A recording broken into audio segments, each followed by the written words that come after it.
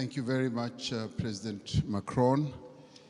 Let me start off by saying, President Lula, don't worry, when we have the BRICS meeting, the issue of currency is top on the agenda, so we are going to discuss it. President Macron, I just want to start off on a very positive note in terms of what I think is evolving here. I think there is consensus that is clearly embraced by everyone that we need to address climate and poverty because they go together, there's a nexus. And as it were, we need to burn the candle on both sides. So that's important, so that's agreed. And we all recognize and accept that we need capital at scale to address the key challenges that many countries in the world face, particularly the developing economy countries.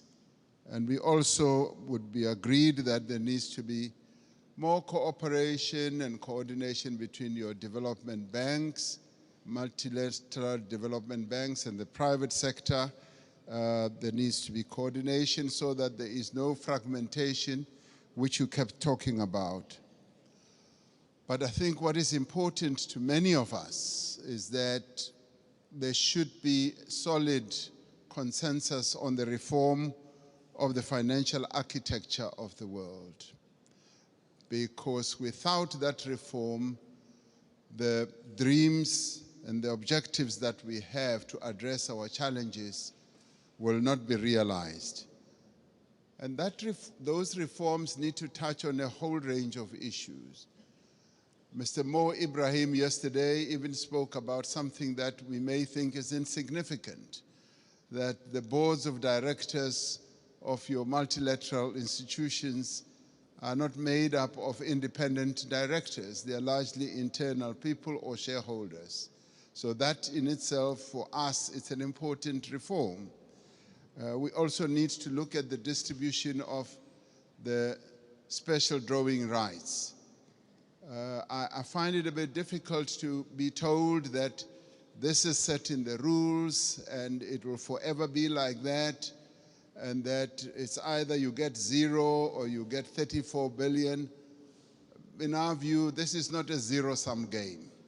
It's a game where we all need to be dealt with equity in an equitable manner. And there is a need for reform in that regard as well. And the other important thing for this to happen, it will help us not to participate as unequal cousins in these institutions. It will help us to participate fully, and so that we don't have a sense that we are beggars, that we are being dealt with out of generosity.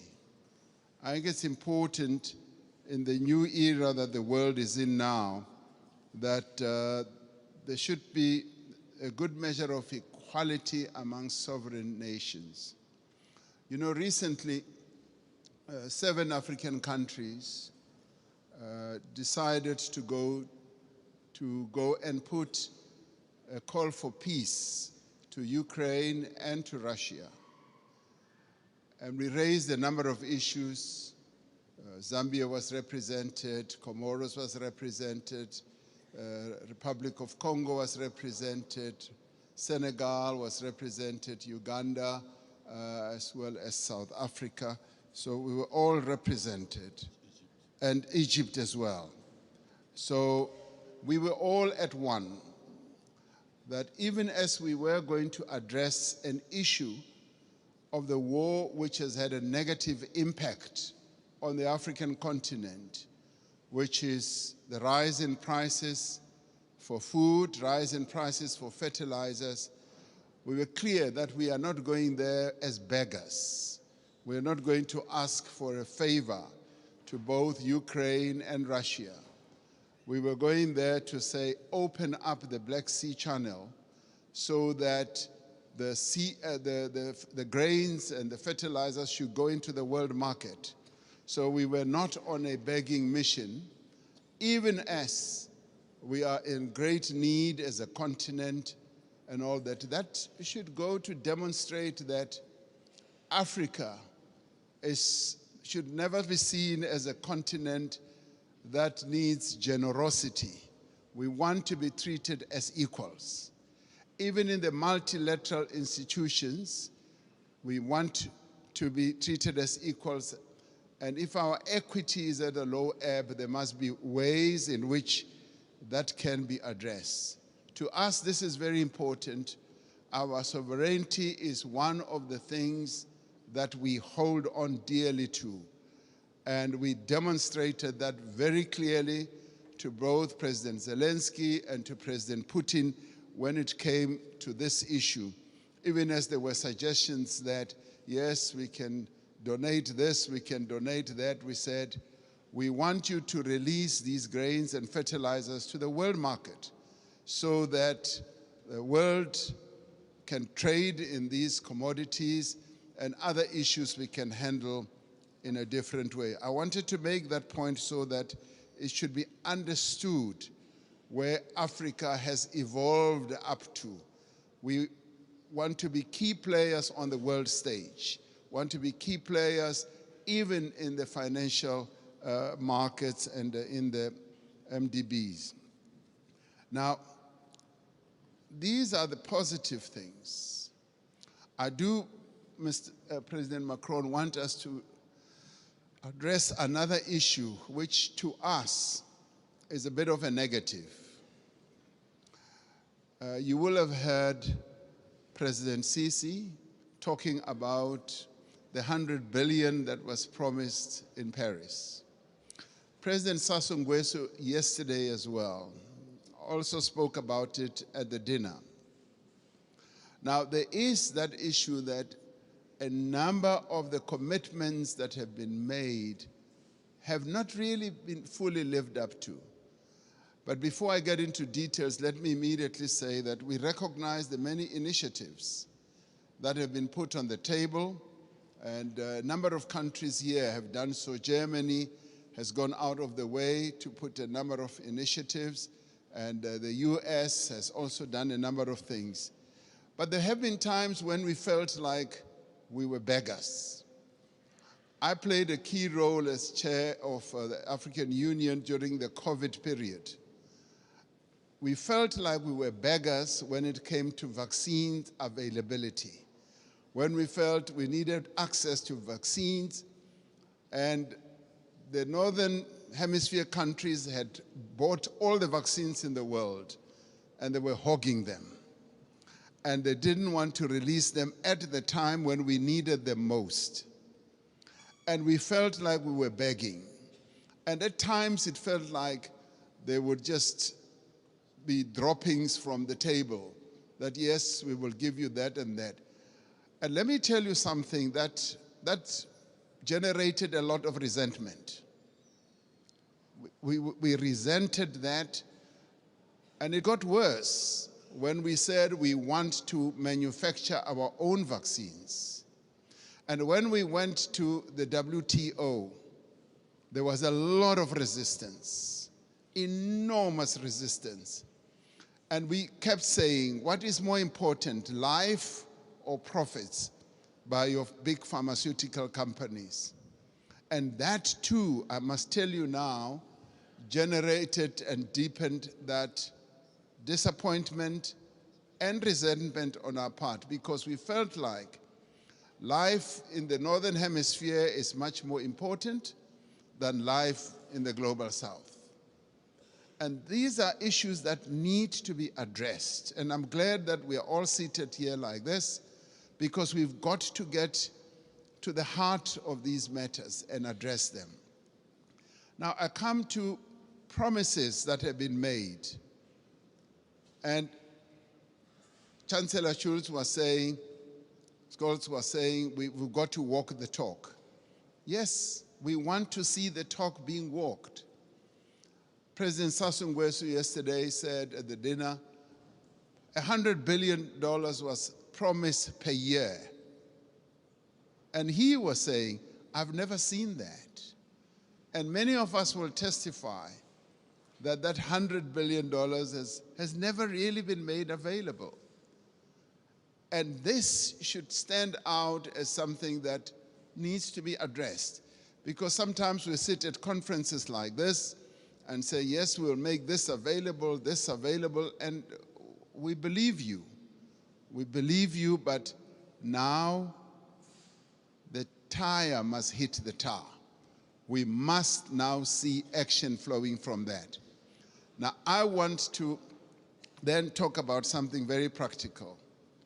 President Sassou Nguesso raised it yesterday. He said he would be happy if flowing from this summit, we do something very practical on the infrastructure side. Having said that 600 million people in Africa do not have electricity, and yet we've got all the resources to generate electricity, particularly the mighty Congo River, and that there have been plans to build a number of power stations that will generate, in my calculation, up to 70,000 megawatts.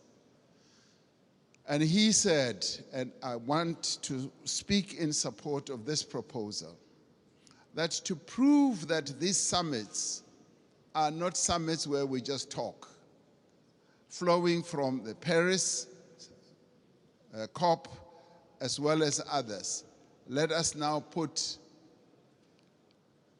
money on the table and collectively say we are going to address this mega project. A mega project which will in the end generate electricity for up to 12, 15 African countries all at one go. And this is a project that I think the multilateral development banks here working together, the call that you've made, President Macron, can actually fund. And where, as we rise from this, we should be able to say the Inga Dam is now going to be developed into the Inga Power Station, the one that President Sassou Nguesso mentioned, and the next one as well. If we can do that, then we as Africans will now be convinced that these summits are really meaningful. We will now go home and say, you know what, it's worthwhile going to these summits, coming to Europe, and to listen to all the promises because they are willing to act on the promises. This is what President Macron, I believe, will be one of the most important outcomes. The reform of the financial architecture, as well as a practical project, infrastructure project that is going to add a lot of value.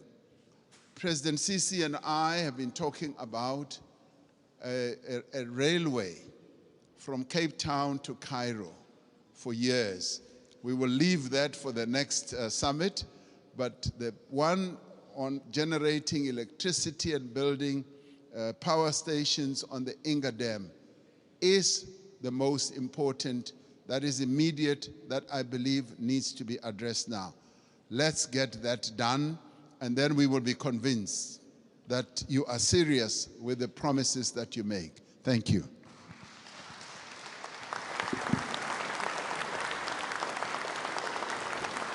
Thank you, Cyril. Thank you, everybody. Mesdames et messieurs les chefs d'État et de gouvernement, mesdames et messieurs, en vos grades et qualités, il est temps maintenant de conclure ce sommet et je vais essayer, après les discussions d'hier, le dîner que nous avons eu et l'échange très fructueux qu'il y a eu ce matin, de faire une conclusion opérationnelle. Parce que sinon, nous nous quitterons sur des bonnes paroles et il se trouve que